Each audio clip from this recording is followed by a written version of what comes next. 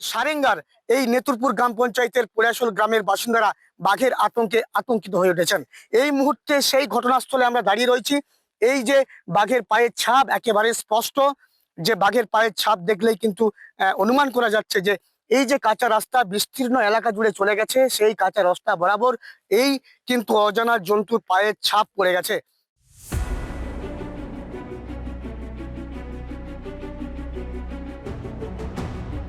এবার অজানা জন্তুর পায়ের ছাপ বাঁকুড়ার সারেঙ্গায়। পায়ের ছাপ কিসের? তদন্তে বন দফতর।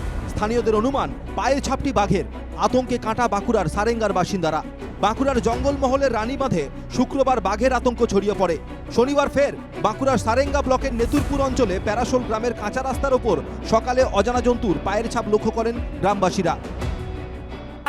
বাঘের পায়ের ছাপ দেখতে পেলাম। এর আগে দেখেছিলেন এরকম পায়ের ছাপ? না, কোনোদিন দেখিনি। কেন মনে হলো বাঘের বলে? বাঘের বলে মনে হলো বাঘের মতন অমনি ছাপা। ওই বাঘের থাবা দেখে আমাদেরকে ভয়ও লাগছে, আতঙ্ক লাগছে, খুব আতঙ্ক লাগছে।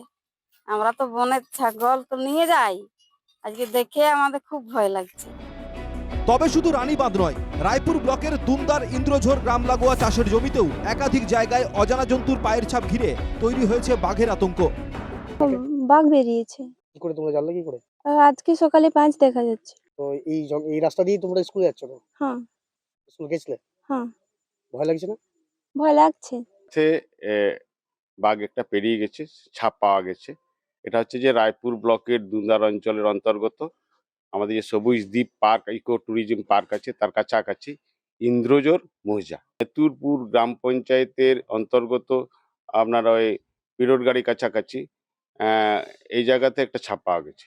বেনা চাপড়া মৌজায় একটা ছাপ পাওয়া গেছে। স্বাভাবিকভাবেই আমাদের মনে হচ্ছে যে বাঘটি হয়তো নদী পার হয়ে চলে গেছে সারেঙ্গার ওই সাইডে। তাহলে আমরা একটা সতর্কবার্তা দিয়েছি জিপির থেকে প্রত্যেক মেম্বারদিকে। সকালবেলায় আমরা ফরওয়ার্ড করেছি, মেসেজ করেছি যে আপনারা একটু সতর্কবার্তা পৌঁছায় দিন প্রত্যেকে, যারা জঙ্গলে যাচ্ছে তারা যেন না যায়। নেতুরপুর ব্লকের প্যারাসোল হ্রদ, বেনাচাপড়া, সারেস্কোল, বর্দি, কালাপাথর, দলমভেজা, পিরোরগাড়ি মোড় সহ একাধিক এলাকায় চলছে বন দপ্তরের মাইকিং। ইতিমধ্যে 3টি ট্র্যাপ ক্যামেরা লাগানো হয়েছে। পুরুলিয়ার লড়াইকা পাহাড় থেকে ঝাড়খণ্ডের ঘাটশিলা বনাঞ্চলে প্রবেশ করেছিল একটি বাঘ।